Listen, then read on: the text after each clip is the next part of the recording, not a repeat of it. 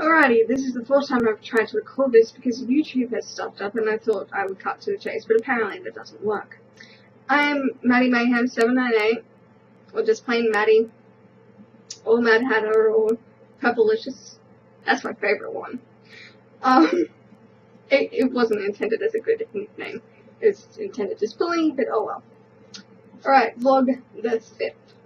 I put the commandments in the previous video because I knew this video would be too long otherwise, and that turned out to be like 10 whatever minutes.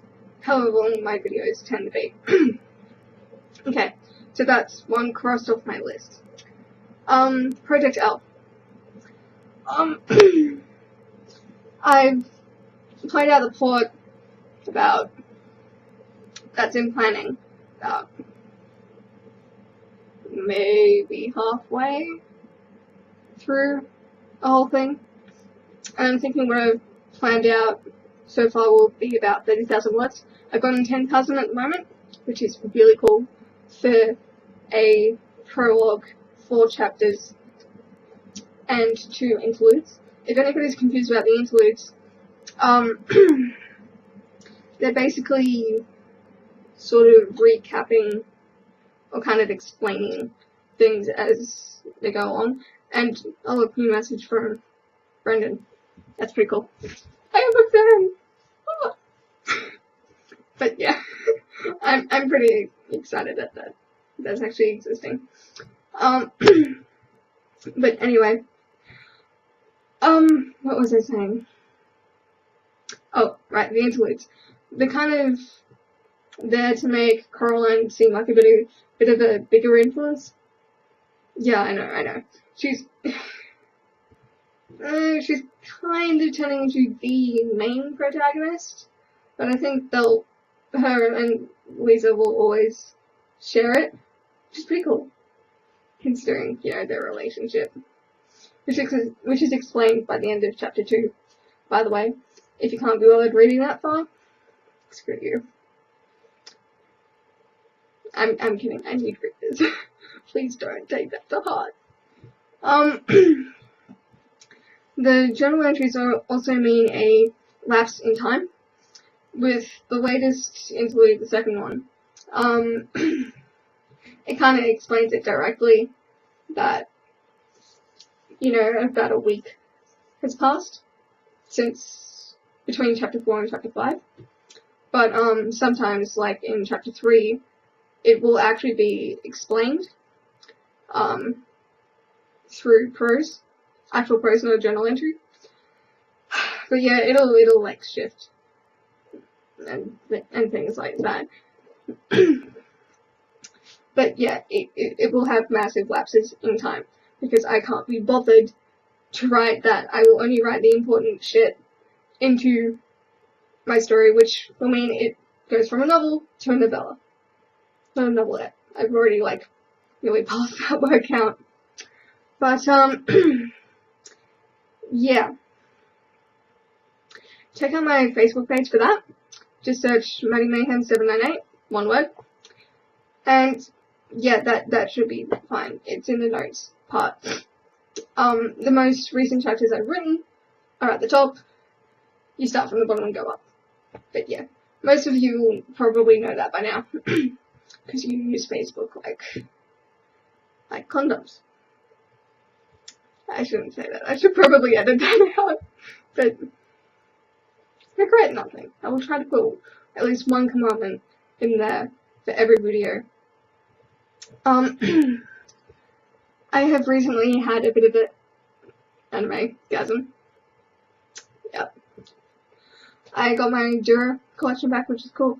Isaiah is the biggest bag of douche I have ever known. Honestly.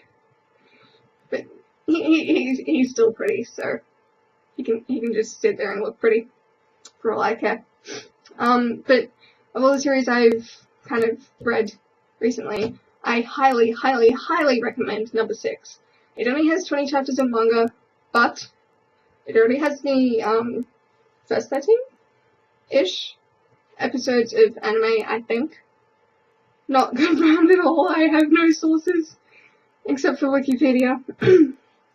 I'm kidding. it's wickier. But yeah, my screen just went blank. It got bored of me. I highly recommend it for anybody, really anybody, into anime and manga, but anybody who is especially interested in canon pairings, definitely check it out. It is so cool. It is so sweet. it turns out like a little bit like Project L. I would like to say that's an influence, but copyright. I'm kidding, I'm not gonna get some Japanese person suing me for copyright issues. Probably not. Hopefully not. But I take influences from everywhere. And if anybody's wondering where I get the chapter and interlude titles from, Bless the Fall. I swear to God. It's like Fight Club music. Like, you watch Fight Club and you imagine the music behind that, it is always Bless the Fall. That's it. So yeah. I will probably, well, those are working titles at the moment, but I will probably change them for copyright issues. But still, they look pretty good as they are. Soundwave lineup. The acts I want to see, and I do say acts for a very good reason. Blink-182, Bullet for My Valentine, seen them before, awesome. Stone Sour, Corey Taylor. All Time Low, haven't seen them before. Sleeping with Sirens, haven't seen them before. The Blackout, seen a little bit of them before. Pierce the Veil, haven't seen them. Definitely want to see them. I've been waiting for years to actually see them. See them. God. Memphis Mayfire, Linkin Park, Metallica. Oh my God. Metallica. Holy shit. And the person I'm going with wants to see A Perfect Circle, which is pretty cool. Haven't heard of them. Haven't heard their music. So not going to say good, bad, or indifferent at the moment, but she has awesome taste in music, so I'm sure they're good. That's my list. Okay, albums that are coming out. I have sticky notes now. With names on them. But anyway, in order of release, the ones that I'm looking at the moment. All Time Low, Don't Panic. Love the Hitchhiker's Guide to the Galaxy references for that. Thank you. Some things as mad as I am. That's released on Tuesday, and I think, from what I've heard, which is a stream put up on Hopeless Records? Yeah, Hopeless Records. It's either that or Rise. Probably Hopeless. But yeah. Anyway, I think it turned out pretty good. They went back to where they were headed with Nothing Personal, which I really liked, because that's probably my favorite album of theirs. Yeah, I know, and I only went to, like, DCG or something, and they kind of got commercialized and they didn't like it, so they went back. Awesome. Punk Goes Pop 5, released on the 6th of November. I think that's going to be pretty cool, except for the fact that it has a Justin Bieber song on it. I can sense the universe's anger already at that. I can feel it like channeling down onto Fearless Records. But I'm sure Issues as a metalcore band will have a lot of fun covering that. But yeah, that one's definitely on my list, because I've heard the Call Me Maybe and Grenade covers so far, and they've turned out really, really well. Like, I was already a fan of Memphis Mayfire, of course, but I think it turned out really well. But, some people might not like it because it is, pop songs that just really little things. But, yeah, I kind of like it. Alright, Motionless in White, released on the 13th of November. That one is called Infamous? Infamy? Infamous. It was the same as the game series. I think, and I've only heard Devil's Night, so not making a full judgment of the album based on that, but I don't think appealing to Slipknot fans will get you anywhere good, honestly. They really kind of had the world in their hands, like, actually, especially with the whole imagery surrounding Chris Motionless and the rest of the band. But, yeah, they could have steered it in a different direction and probably gotten a bit of a bigger fan base, like they did with Immaculate Misconception, the song, because that's just a call to arms, straight up. And yeah, it's just difficult for a band to go above and beyond their debut album when they do a music video with Dee Snider in it.